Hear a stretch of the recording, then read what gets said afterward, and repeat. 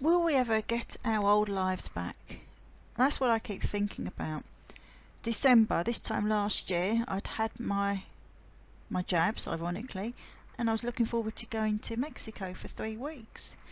Okay, it wasn't as nice as we went to the Caribbean side. It wasn't as good as they are to the Pacific side, but it was a nice break. There was a bit of sun, and it got us away.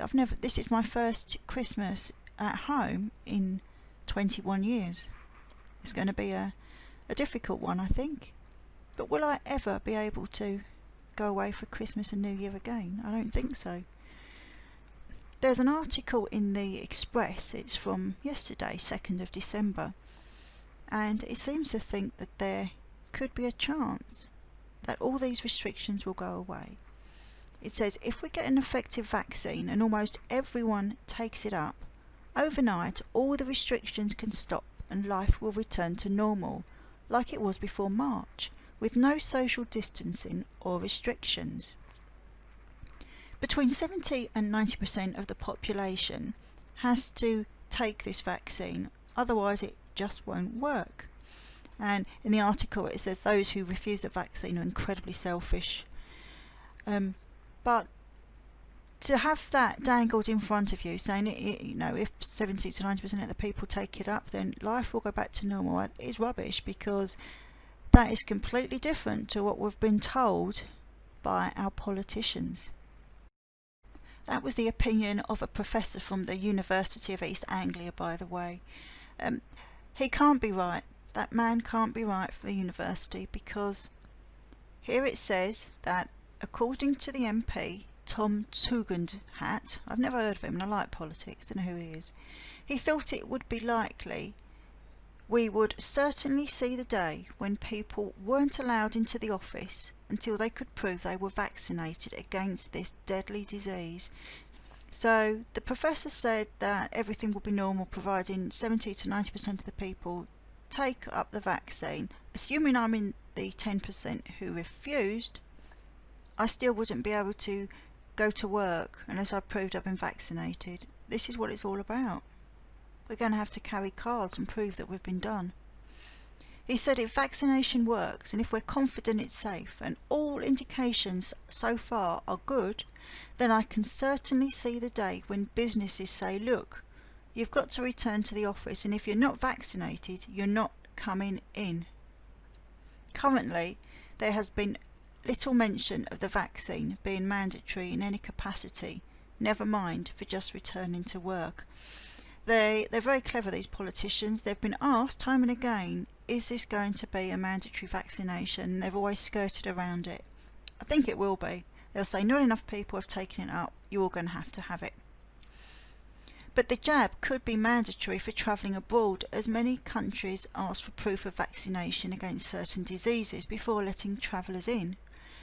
This, I'm pretty certain, is going to be a thing. This is why I think I'm never going to be travelling anywhere again, because there is something called a common pass out that's being used at the moment by several airlines. And this is what I'm talking about. It's from the World Economic Forum and the Commons Project Foundation. It's an American thing. Welcomes Airports Council International World as a member of the Common Trust Network. That's the whole thing, the Common Trust Network. Common Trust Network airlines JetBlue, Lufthansa, Swiss International Airlines, United Airlines, Virgin Atlantic to begin rollout of Common Pass to passengers in December from New York, Boston, London and Hong Kong. Common Pass lets individuals demonstrate their COVID status while protecting their data privacy.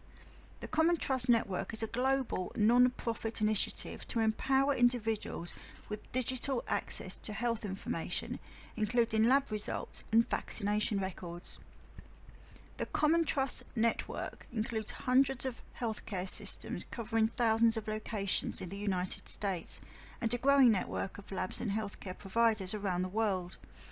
Common Trust Network airport labs include ExpressCheck, JFK, EWR, BOS, Collinson, Heathrow and Gatwick, and Pronetics, Hong Kong. It says the members of the Common Trust Network are coming together to implement an inclusive global network designed to empower individuals with digital access to their health information so they can protect and improve their health and demonstrate their health status to safely return to work, travel, school and life while protecting data privacy.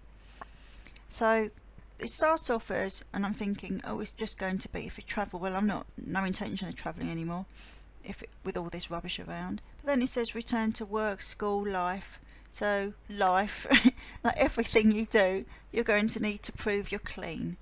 Life is going to be pretty grim for us who refuse it, but I will stand my ground for as long as I can until they knock on the door and jab it in me. I'm going to refuse it. And I will, and that's a promise.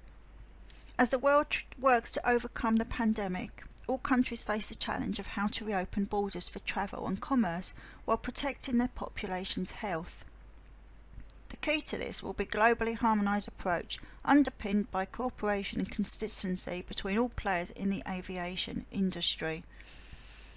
I'm going to finish there with this bit, but I want to show you what actually this Common Trust Network is.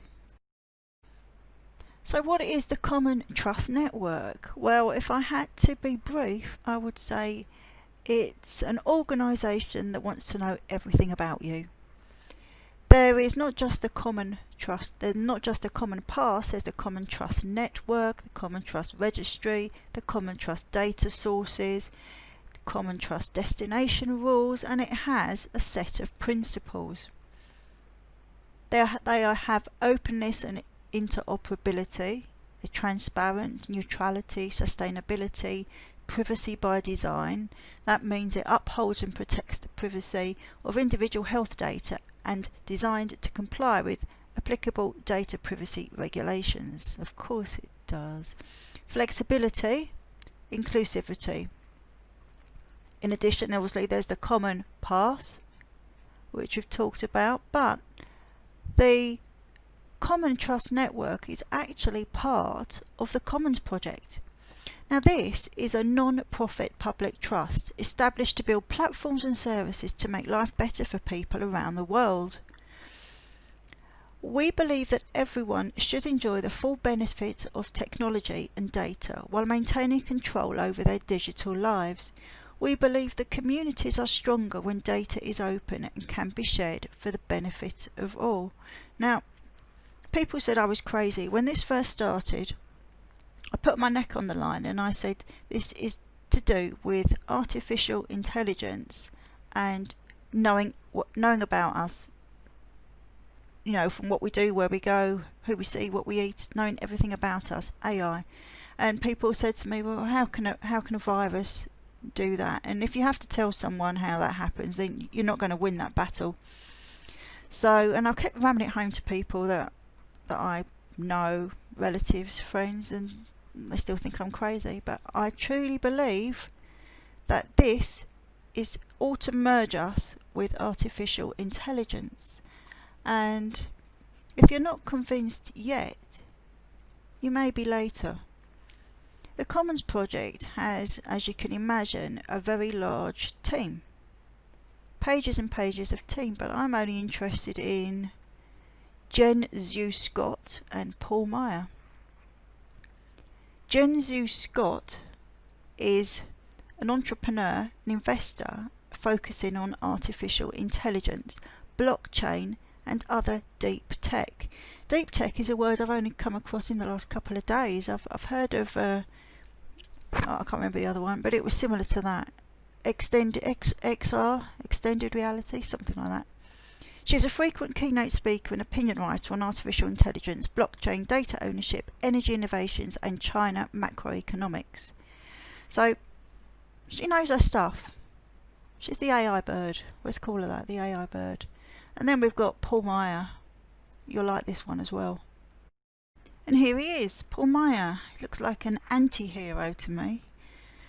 But he was he set up the Commons Project in 2019, and it was funded by the Rockefeller Foundation.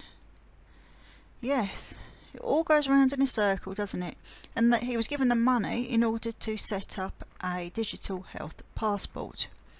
Now, if we look at this one here, it says the new digital health passport will be piloted by a small number of passengers flying from the United Kingdom to the United States for the first time next week, under the plan of COVID's global framework for safe air travel.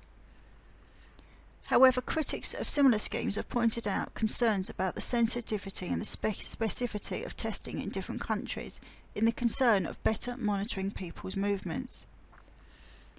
Paul Meyer, CEO of the Commons Project, which was funded by the Rockefeller Foundation 2 years ago, to create a digital health pass, close borders and quarantine countries, thoughtfully reopen borders, he said. He was looking for a way. So he said, in some countries you'll probably want to see the document. Okay, I've got one of these vaccines, but I didn't get one of those vaccines. This man, part of the WEF, funded by the Rockefeller Foundation, a company that wants all our information, wants to know our whereabouts, and it looks like we might have to use one of their products if we want to get our lives back even a little bit. Happy Christmas. So there we have it. Will we ever see our old lives again?